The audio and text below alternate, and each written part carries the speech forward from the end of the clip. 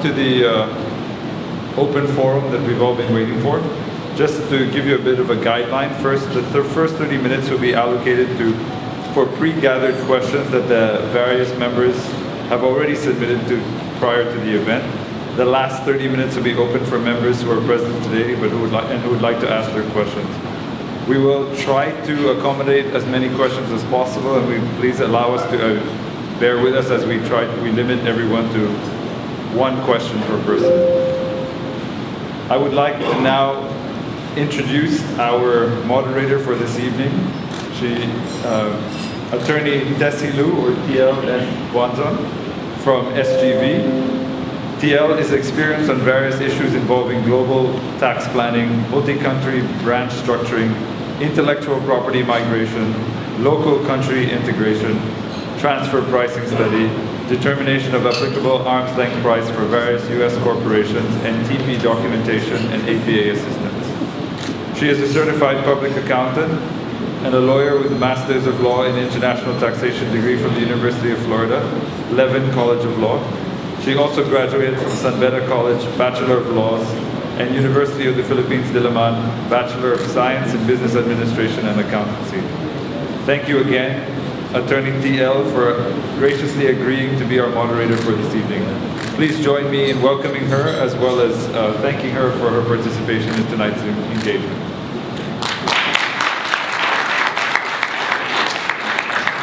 Thank you very much for that introduction. Thank you very much, Mr. Karl, for your very thorough explanation of the tax reform package.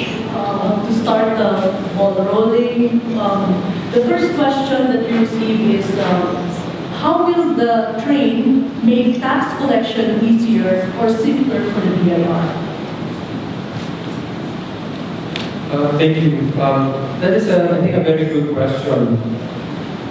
Because of our very complicated tax system, and I'm talking, for instance, about the VAT and our income tax regime, a lot of the effort of the BIR is about checking each and every line whether you declare properly.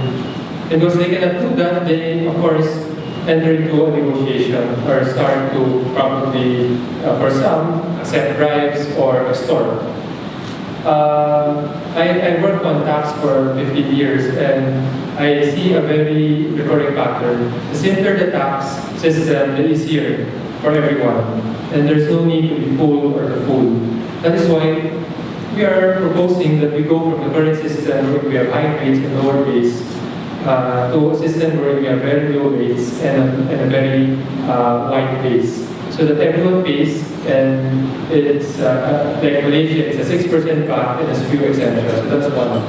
I know that, of course, SGP might not be very working, but you can do many other things. Meaning, there's no need for more accountants and lawyers, but you can do higher value added things, I believe. Number two is, we are also in the process of simplifying a lot of the procedures and forms. But please bear with me, because this is a product of 7 decades of complexity. And if I put one of you in the IR, you probably will have a similar idea. How am I going to solve a 7-decade cultural problem? But we are reducing a lot of the forms. In fact, we are segmenting taxpayers into large, medium, small, micro. And the small and micro corporate taxpayers will now have to fill up, hopefully by next year, a 4-page 1702 form rather than the current 12 pages. And it will be a half page for the individuals. We don't want a 4-page 1701 form. And then we have decided that anything below the 3 million VAT threshold need not be audited by a CPA. Those are some of the things we are doing, both in the admin and the policy side, to simplify and make it easier for taxpayers in the IR to do their jobs. Thank you very much for that answer. I just want to correct the notion that if the tax is more complex, you have more jobs. No, it's not. If the tax is is simpler, actually makes our jobs easier as well. Yes.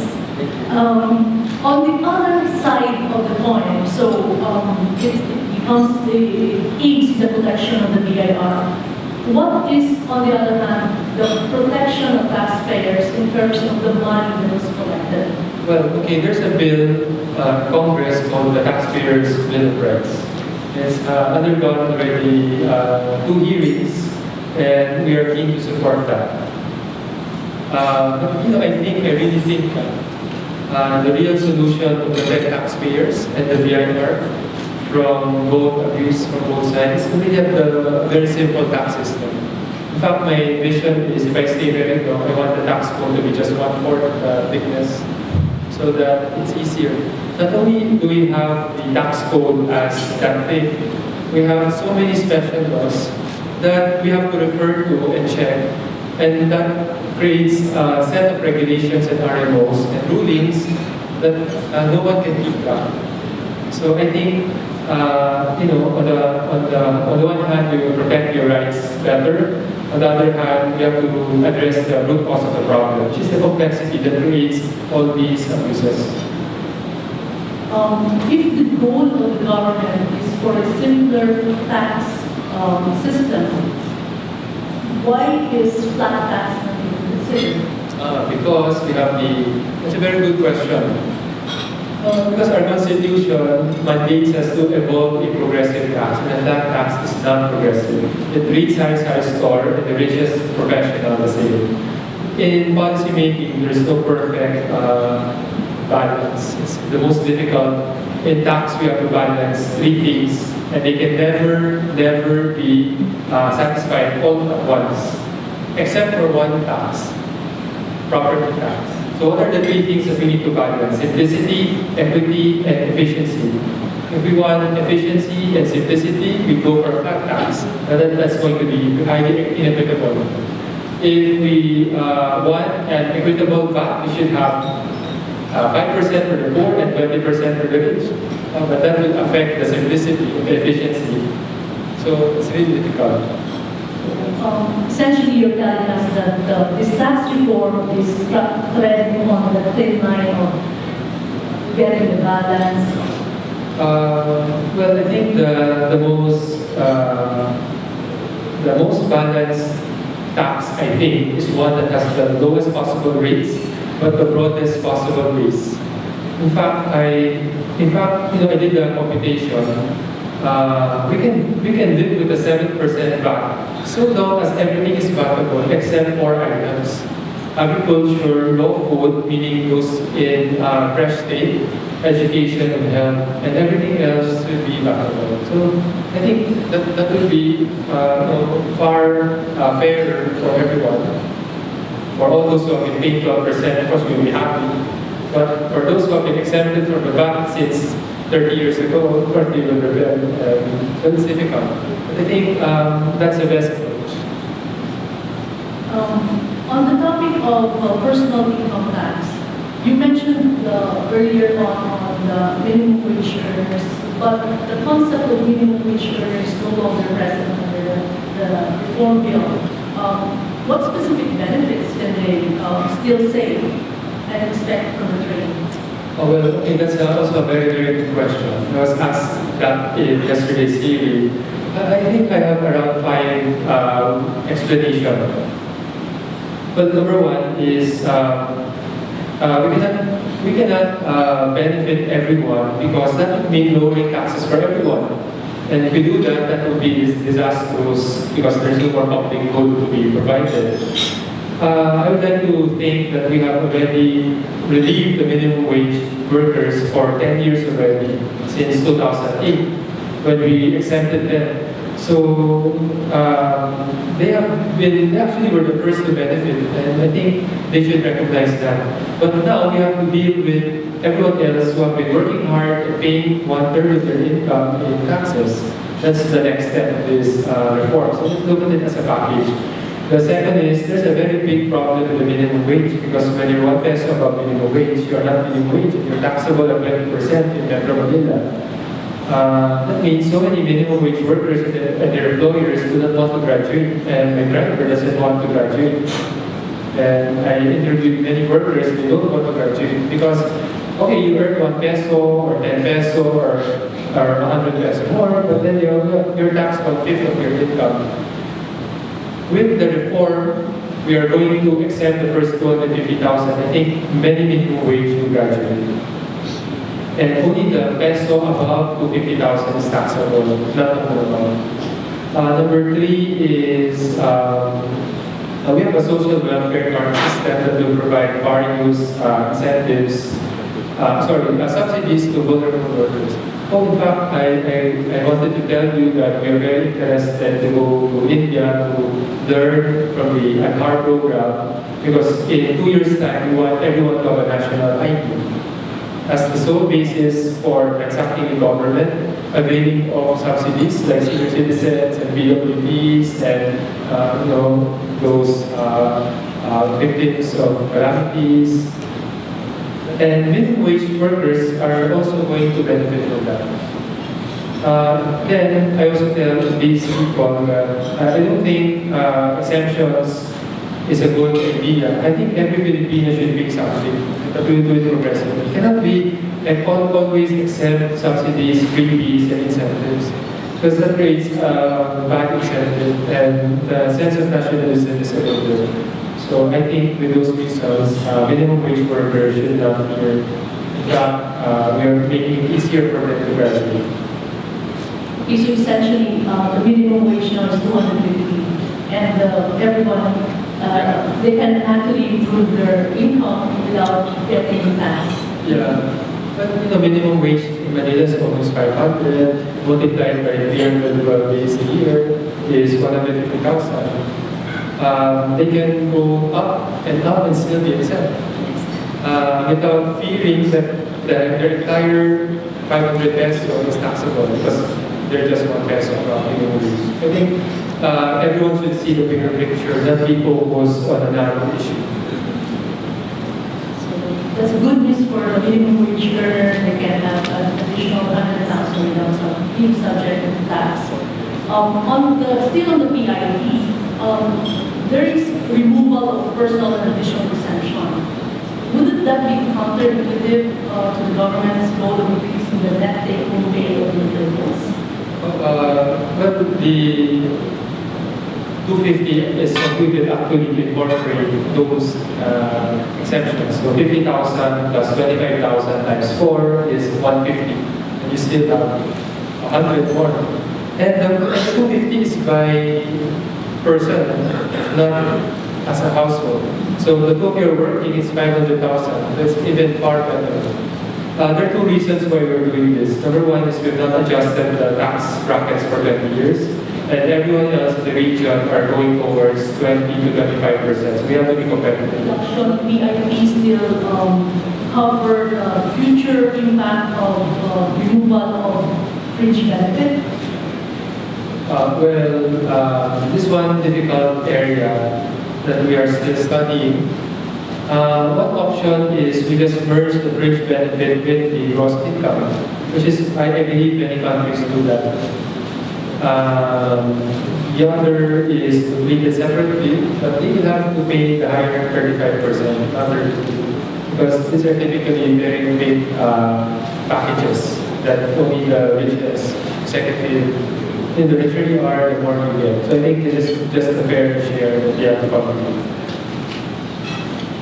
So the plan is to include that in the personal income yes. and then subject to personal income. Will the tax savings from reduced PIT be sufficient to cover for the impact of increased price of oil and other commodities due to the increase or imposition of excise tax on oil? Well, as I mentioned,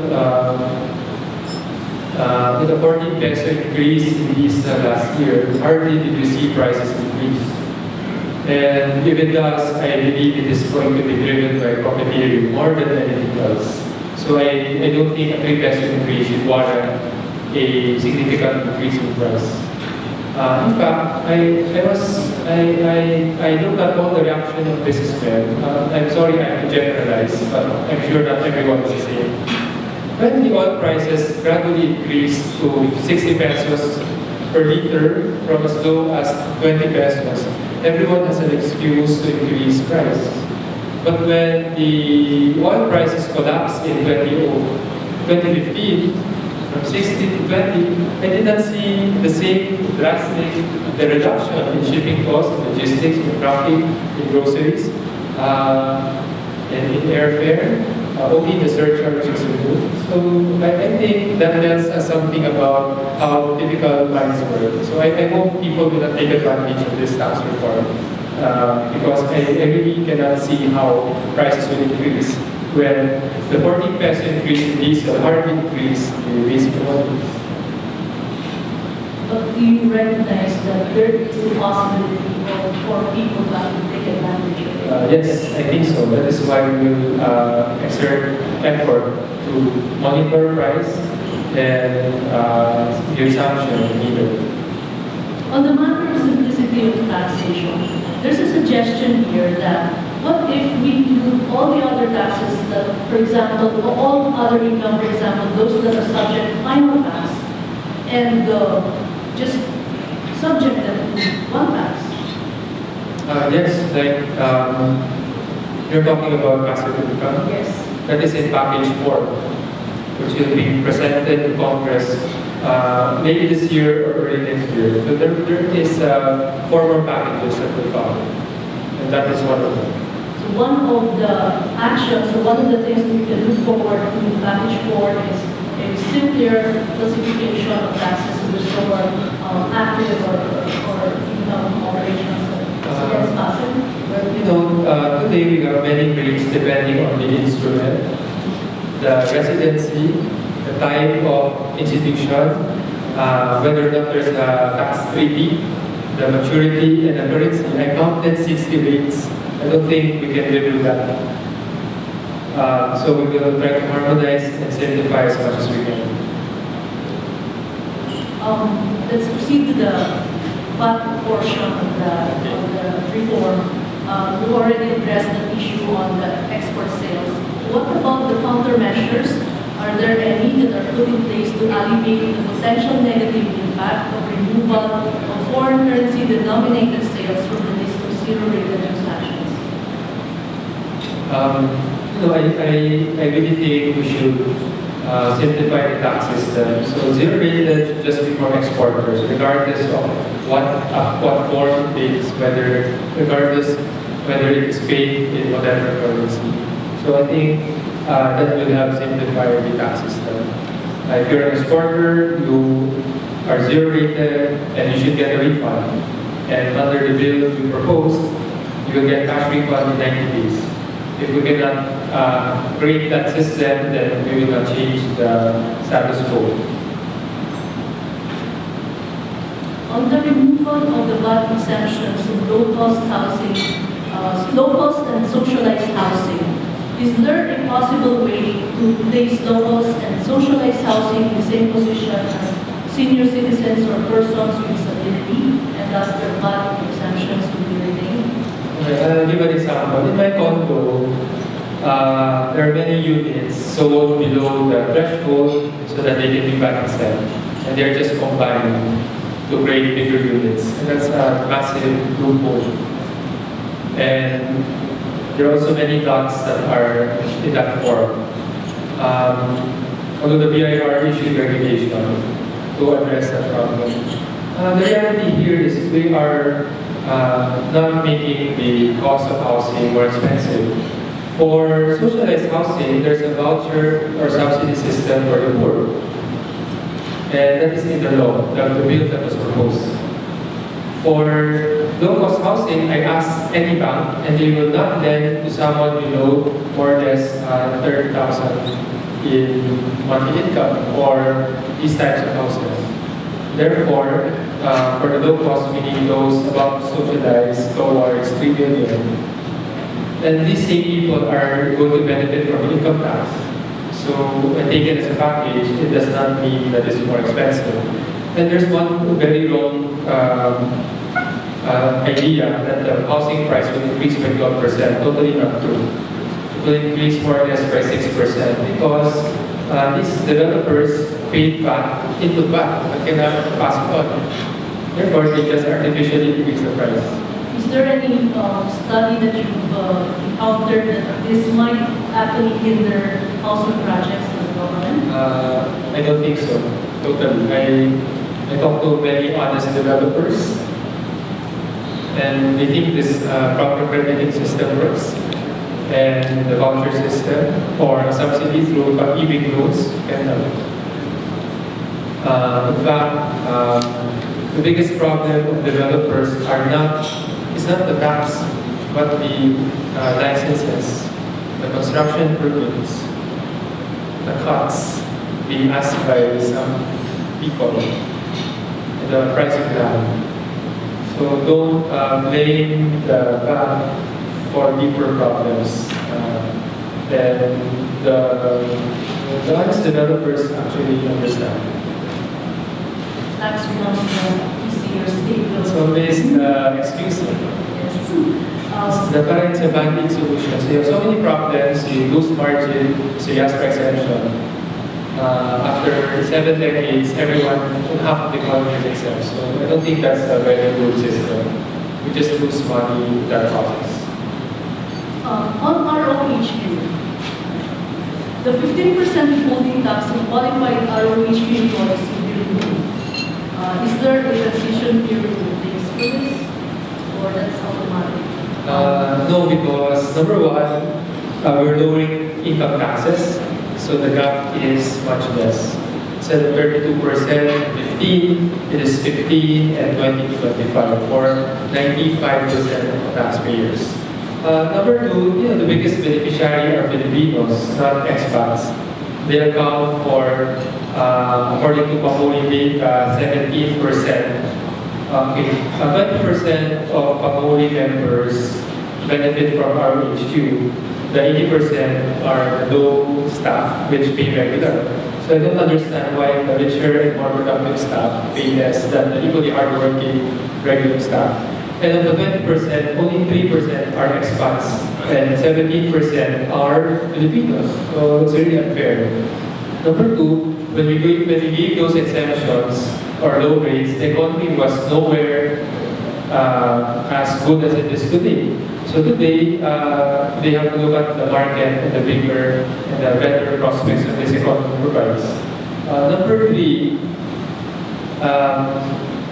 it's not true, I think, that the expats who would move to another country really benefit from ROHQ. Why? Because under a global income tax system where there are many treaties already signed between the Philippines, the US, and Europe, where taxes are much higher, up to 50% for the very rich people, they pay 15% here, but they have to pay the balance in their country.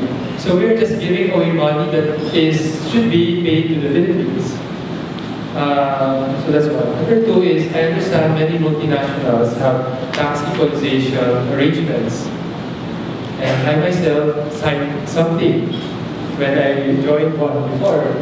So it's because they have to equalize, because when they move people, they have to make it fair. So it's not true that the Filipino ROHQ beneficiaries benefit and take home 85%. They take home the regular, and somehow the multinational keep the amount. I'm not sure if you know, but this appears to be common in some. And finally, I hope ROHQs will look at the whole picture. Some threaten to move to Hong Kong where the tax rates are 15%. Then I ask them, are you ready to pay 5 times more in property rent and 3 times more in wages to hire Hong Kong residents as your new staff? So I don't think so. So I think it has to be seen as a package. These countries can offer far more than 30 years ago. So if taken as a package, then maybe they will understand why we have to do this important reform. Still in the ROHQ, will there be a grandfather rule or it will be immediate. If there will be grandfathering, we'll grandfather everyone. And 99% of the Filipinos who are not ROHQ will not be happy. So, yeah. I want my last question Okay. for those that I've collected and we will get into those who will ask me directly. The question is, how long will it be before we feel the impact of the reforms? well, for me, immediate, because all the wage workers will see on their January 15 paycheck a reduction in withholding. And for the entire year, we expect to give back to the people 140 billion, of which 90% will be consumed. That's how much? 126 billion. That's the biggest bonus we're going to give. And guess what? Where that will go? They will go to groceries, they will shop, they will take Uber, taxi, they will travel. So that will create immediate need for jobs in groceries, in 7-Eleven, in Uber, in taxis, in rural areas, in the provinces, because they travel. So I think the impact is immediate. Even the minimum wage and the farmers benefit because there's suddenly a surge of demand. Then, starting the second year, we will start to feel better infra, better services. So I think that's the benefit is almost immediate. Thank you, Zach, for attending today's function. I have a question regarding the estate taxes. You mentioned that there is a plan to bring it down to 6%. Will that apply also to corporate shares? So for estate, Yeah. no, it will apply for estate. Yeah. If the property is owned by a corporation. Yeah, if a property is owned by a corporation and then the shares are passed on to the children of the deceased, will that 6% also apply in the same manner that it would for real estate? The 6% will apply to the entire net estate after the standard deductions that we have. Thank you. What is effectivity?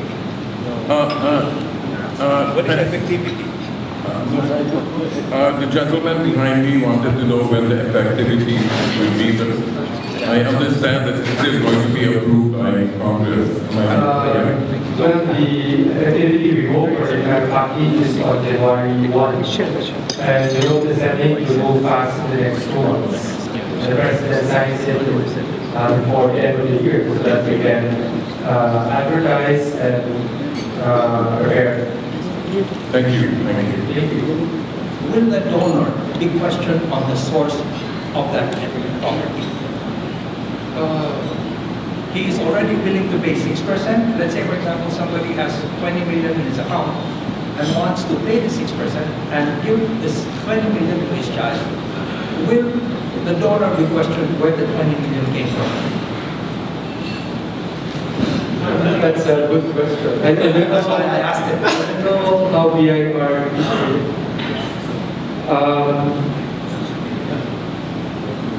This could apply to Bautista as well. But to be honest, this part of the audit function under the rules. These any tax can be audited, but I've not encountered much of that.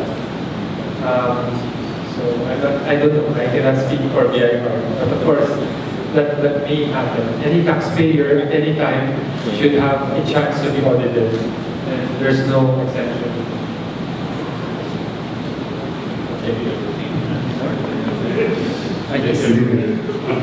Good evening, Dr. Chua. Thank you very much for your time and what you have planned for the tax reform packages. I was having a lot of questions, like the benefits of this reduction of the income taxes versus, the increase in excise taxes. But you have enlightened us on this matter, and we feel that the effect of the increase in excise taxes is not that much after all. Now, I was just wondering, would you have in your package or in your program about the tediousness of let's say, like the filing of withholding taxes, stuff like that, because like if suppose you have an honest mistake, you fail to withhold just only 10, 20 pesos, and then you're penalized already by the 1,000 pesos, and then the whole amount is, let's say, disallowed on that in the account. You start with 30% income tax plus penalty surcharges and interest of 12% per annum now. So do you have anything like that in the program that will simplify this tediousness of this withholding taxes? Yes, in fact, in package 2, we will review as part of the corporate taxation all these EUs.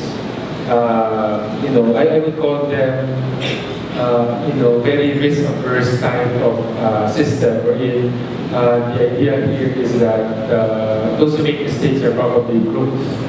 So we will most certainly review that as part of the next package. Yeah, The interest and penalties we will for sure go with that. because like you see, like we also have sometimes a small transaction that was, you only have to withhold 4 or 5 pesos. Yes. The cost of printing the papers or something like that, and the cost of, having somebody compute that, and then including that into all your systems, etc. It's just, it's more very, very confused. So baka we can naman put a threshold rather on the monthly payments that we have to the payee, for example, the supplier of your wares for sales or the expenses or services. Definitely, I do not know the context of your company, but one idea here is to batch some of these payments or even receipts. I heard Korea does this batching so that you don't have to file and comply every time that it is required. That is certainly a possibility that we can do. Yeah, because over here it's monthly and you have to do it, I think, by the 10th. Yes. Every succeeding month. Yeah. We will look at that. Okay, that's very good because it's also one point like in when you have withholding taxes, that's where the BIR sees your third-party information, and this is where we always come up with audits saying that you don't have the same most audits you have not, or the sales that you have declared do not match what we see on the records because they are basing on the withholding taxes. But we have when we have our business here, we sell on terms of credit. Sometimes, like let's say, if I sold on December, I get paid in January. So of course, our withholding taxes will not match with the sales, right? So I think we have to look into this. Now the other thing I was thinking about is like, I was just wondering, I was going through your speech and I was wondering like you were raising this threshold of the VAT, no?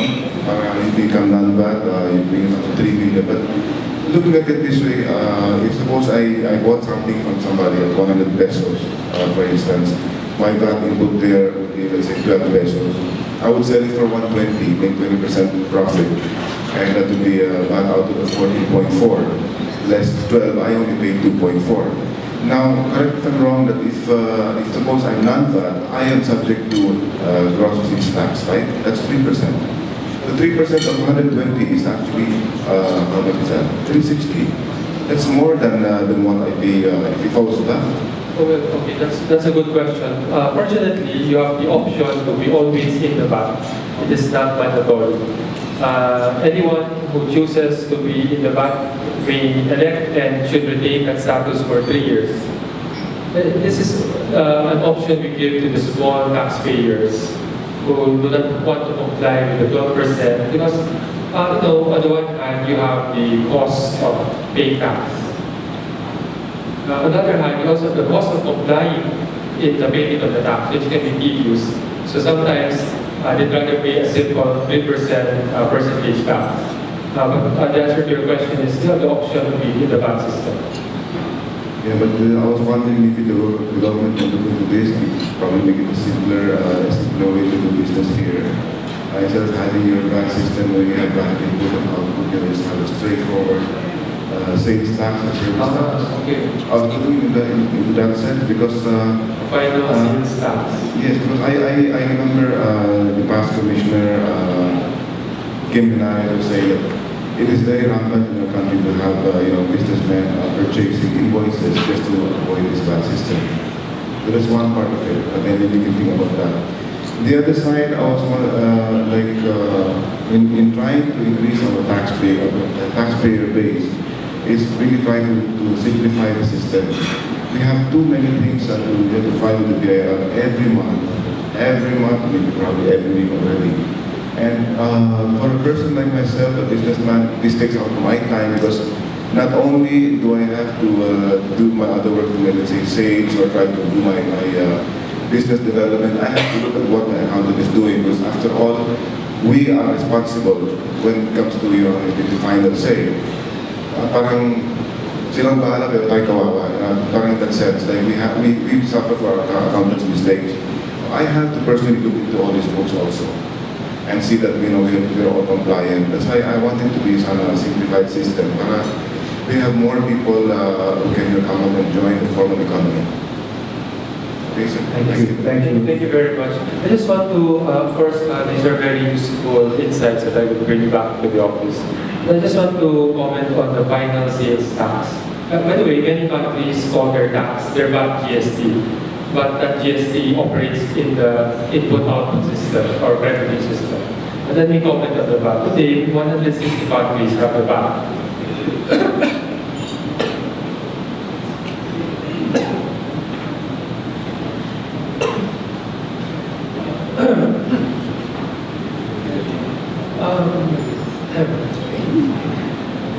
We have time for one more question. The newsletter will need to leave us shortly because he has another meeting outside.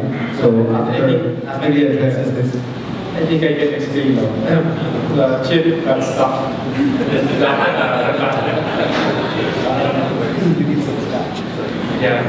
Of the 160 countries, 5 countries decided to hell with the VAT and I will implement a final sales tax.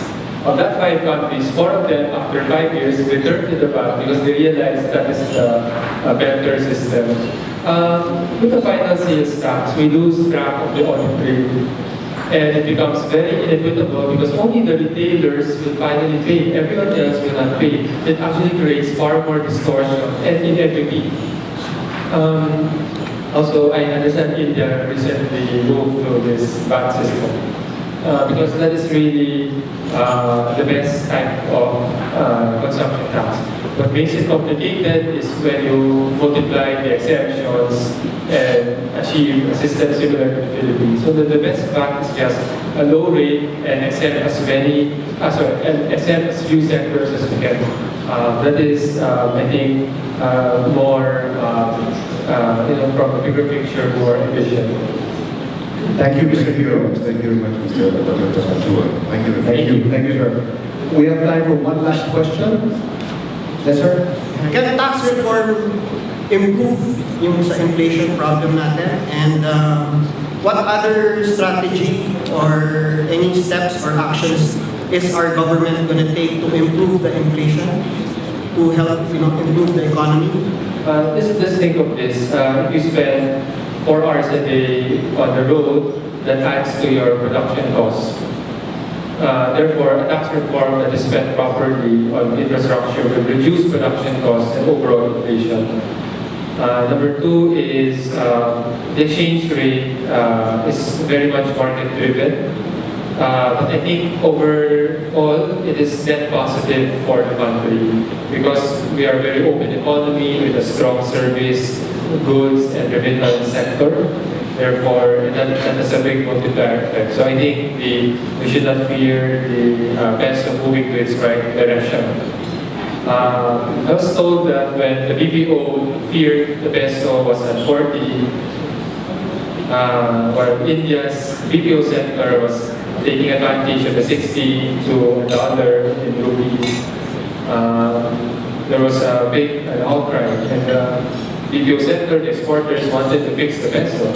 Now that it is going to finding its right position, they're happy, but now the importers and the rest are not happy. So I think there's that balance that has to be made. There will always be losers and winners in any price because there's always a buyer and a seller.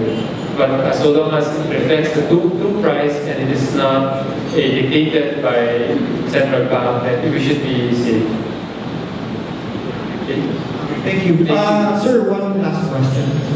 Regarding yung mga airport tax natin, like we travel frequently and every time we have to pay some taxes, are we going to reduce the reduction that I saw? The travel tax or the airport? Yes. That's a good question I will ask. But remind you, our tax effort is very low. 14, not even 14% of our GDP. Thailand is 17% and Vietnam more than 20%. and most advanced nations are at the 25 to 30. So if I remove the travel tax, I have to find some replacement because there's no free lunch. I will look at that. Thank you, sir. Thank you. I would like to take this opportunity to thank our dear USEC, Karl, for being with us today. Thank you, sir. Really appreciate it. You can count on the full support of the Federation of Indian Chambers of Commerce to work with you in this great and Herculean endeavor that you have taken upon yourself. Maraming salamat po. I would also like to take this opportunity to thank Attorney PL, our wonderful moderator for SGB. SGB will be inducted this evening among other members to become a member of our federation. Even before being inducted, we've already put them to work. So maraming salamat po. If you have questions, you can actually email them to Ella, and then we will gather them and we will send them to USEC Karl for him to address it more thoroughly.